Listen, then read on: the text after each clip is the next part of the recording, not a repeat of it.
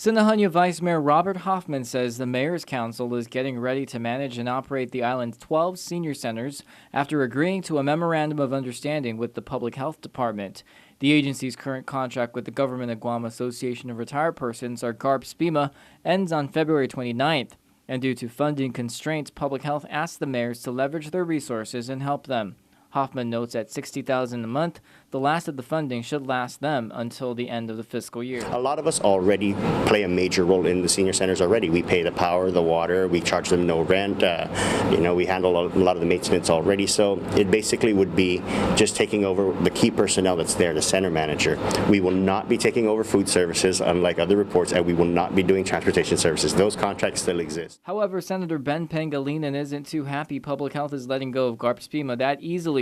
In fact, he sent a letter to Governor Eddie Calvo on February 22nd, stating his concerns with these cost-saving measures. I just don't understand that, and I can't accept that we can't do anything at this moment to try and ensure some continuity and service that this group has developed in their expertise of working with the Namkus over the last 40 years, why we can't continue it to the end of the fiscal year. Pangilinan mentions he wants the governor to intervene and says there's enough room to find $120,000 that will help continue GARP-SPIMA's contract. I believe that there is enough room in the budget to find that money. Okay. As a matter of fact, the latest revenue report says we're $26 million over projections. PNC asked the Appropriations Committee chair, what about other services that were cut and need that money? I think that, as we see what those are and the administration puts their plan forward and how to deal with it, then we can work with those issues. Overall, Pangilinan believes Public Health didn't do its job properly and should have issued a bid earlier if they knew this situation was going to happen.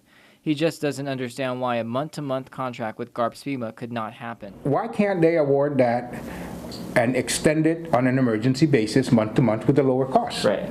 Somebody didn't do something that doesn't allow that to happen. And I think whoever didn't do that has to own up to not doing that. And if the front office, is not even aware of this, then they need to pay a little bit more attention to what's happening within the departments and agencies. Meanwhile, Vice Mayor Hoffman says many of the people managing the senior centers will be those that were part of GARP-SPIMA.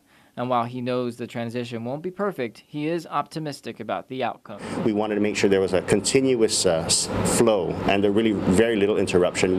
We don't anticipate it going to be perfect, but we understand that at the end of the day, we want to make sure that the seniors ultimately get the best services they have. And really at this time in the government, we want to make sure that we save some kind of money somewhere. And hopefully in a few months when the contract goes up for rebid, if other contractors out there want to do that, we'll be more than happy to turn over the reins. But basically what the mayors are doing is just making sure we're plan B, I would say.